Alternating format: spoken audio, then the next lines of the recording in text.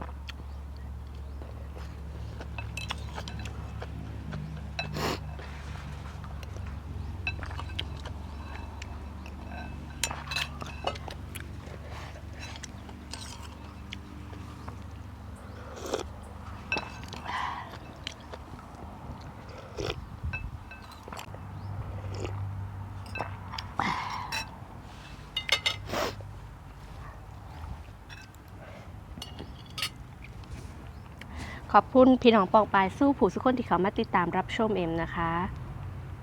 ไปละค่ะ